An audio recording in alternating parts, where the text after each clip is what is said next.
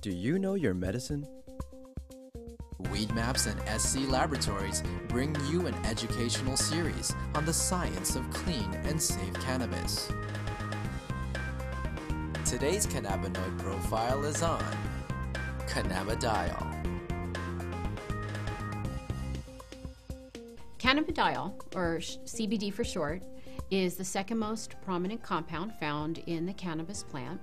A lot of the medical benefits of cannabis that are attributed to THC or other cannabinoids are actually due to the CBD content of the cannabis. It has very strong anti-inflammatory properties.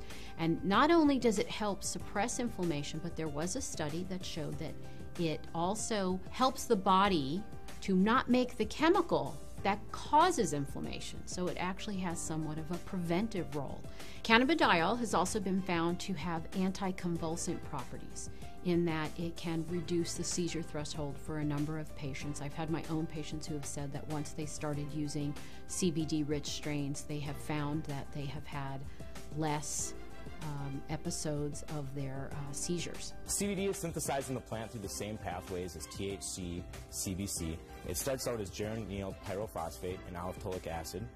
Those two compounds join together through an enzyme-catalyzed reaction. Cannagibberellic acid, CBGA, is the starting material for CBDA, THCA, and CBCA. So CBDA synthase, if it's found in large enough amounts, will take this cannagibberellic acid and make it into cannabidiol carboxylic acid, which is CBDA. CBDA is CBD with a carboxylic acid attached to it.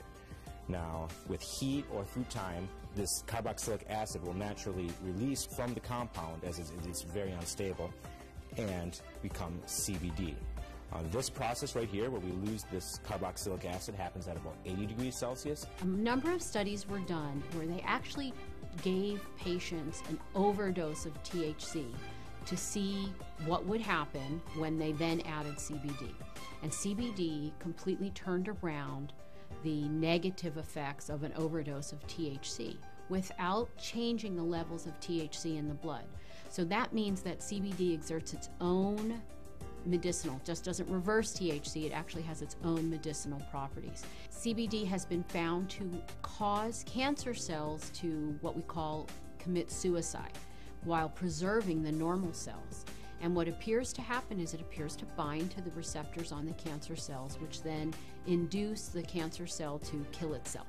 Cannabidiol has also been found to be what we call biphasic in terms of sleep. So at low doses, it's what we call alerting. It kind of keeps you awake.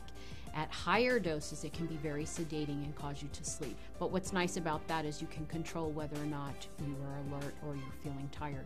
When I started testing cannabis about 2 or 3 years ago, we saw virtually no high CBD plants. Almost every plant we tested was high in THC, anywhere from 10% to 20% THC, with some outliers on either end.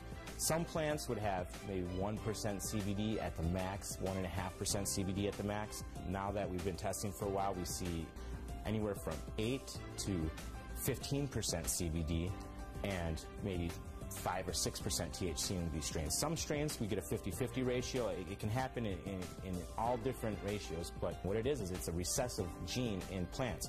So we have breeders have to actively go and try and breed this back into these plants and find these high THC plants that might have that high CBD gene locked away and breed them together and see what they find. And really the only way you can know if it's high CBDA is to test it. With testing and growers or breeders having access to that knowledge base, we see them coming back and reversing some of the trends of the last 30, 40, 50 years and breeding the CBD back into the plants. Now, there have been a number of studies that have looked at cannabidiol, CBD, exerting a protective property to damaged neurons. And it appears that in the studies, CBD protects the nerves by inhibiting the process by which nerves are damaged. CBD has also been shown to protect against a brain injury when patients or lab animals have had a brain injury. CBD appears to protect the brain from damage that occurred to the nerve cells.